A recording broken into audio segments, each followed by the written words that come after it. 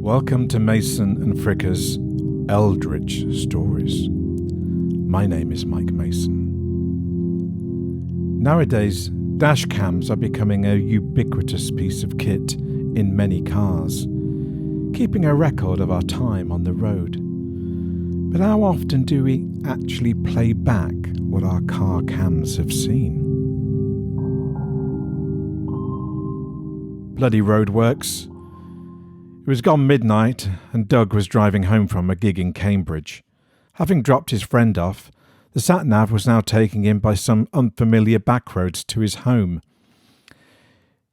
He was happily listening to late-night radio, until he came to a road closed sign and was forced to take a diversion. Tired and irritable, he put his foot down as he exited a small sleeping village. That was when he saw it. At a distance in the headlights, a white shape in the middle of the road. It was too far off to make out clearly. What was it? A dog, perhaps? Only it didn't look right. The shape of the head, the way it moved. Something about the proportions felt wrong. He only caught a glimpse before it disappeared off to the side of the road. He slowed, coming to a stop, where he thought the thing had been. Looking either side, all he could see were the grass verges and hedges, everything shrouded in darkness. It felt creepy, just sitting there. He checked the mirror and pulled away. He arrived home in the early hours and slipped quietly into bed, trying not to disturb his wife. Mid-morning the next day he grabbed a coffee. As they queued, Doug mentioned the gig to his mate, but Ollie's response was underwhelming. Hoping to make a joke of it, Doug talked about the mysterious beast he had spotted on his way home. Ollie frowned. "Shame you don't have a dash cam." Doug shut his eyes, shook his head, and laughed. Back home that evening, Doug slipped the mini SD card into his computer.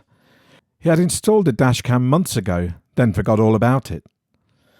There are a number of short recordings, each one just a few minutes long. He clicked through a bunch, fast-forwarding in search of that momentary glimpse. It felt eerie, almost voyeuristic, reliving last night's drive. It was all so mundane. Aside from an occasional oncoming vehicle, it was just road, illuminated by headlights. As he clicked through the recordings, he caught snatches of a news report followed by a weather forecast from his car radio, then bits of Journey's Wheel in the Sky. Then he heard the voice say, "Slow down." He clicked back and listened again. It didn't sound like the radio, nor did it sound like his mate, and anyway, he had already dropped him off by that point. The footage showed only the view in front of the car. There was no view of the car's interior. Was it his own voice? He had heard that people often thought their own voice sounded unfamiliar when they heard it played back. He left the scene playing, watching as the car slowed to a halt. The engine was running, the radio still playing. He heard the unmistakable clunk of the car door opening. Doug stared at the screen, trying to make sense of it all. Had he opened the door? He didn't recall doing so. The image was stationary now, but the music was still playing. He fast-forwarded to the end of the clip. The next scene showed the same stationary image, showing the car had remained there for several minutes. But he remembered only a brief pause before he'd driven on. This was fucked up. In the next clip, he heard the car door closing, then the car pulling away and driving off. Doug sat staring at the screen, his face screwed up. The beams from the headlights swept over tarmac, past turnings, trees and signs. The music on the radio changed. He must have switched channels. Then the radio sounds cut out. Just the sound of the car now. Doug was about to skip forward when he heard a vague sound. He turned the volume up. The engine noise was harsh, but the other new sound was there. A choking, sobbing sound. He switched the video off and looked blankly at his desk. What had he just watched? The bloody dog, though. What about the dog? He had yet to see that on the recordings.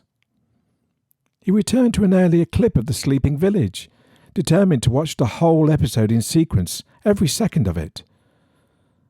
As the car pulled out of the village, streetlights behind, the scene turned dark, with his headlights providing the only illumination. Look, you see it, don't you? The same voice drawled. He had missed that before. Then it said the line he recalled. Slow down. Just before the car began to decelerate. He clicked back. There was no mistaking it. But there was no sight of any animal. Was he mistaken? Was he looking at the wrong recording? Checking the timestamp was right, he continued to watch. There was the sound of the door opening. He turned the volume up loud. Wheel in the Sky blared out, but during the fade he was sure he could hear voices. It was hard to make out. Had he gotten out of the car? Was he talking to someone? How did he not remember this? He found the road on Google Maps and scrolled back and forth along it on the screen. It was about a mile out of the village, just before an old stone bridge. Should he take a drive there and look at it again? He moved his cursor over the dashcam files and dragged them to the trash. One small movement of his index finger and the files would be gone forever. Is it that easy to discard the past? Is this what his mind had done already? Deleted a memory? His fingers wavered over the mouse. Today's tale is called Midnight Drive and was written by Paul Fricker and read by Mike Mason.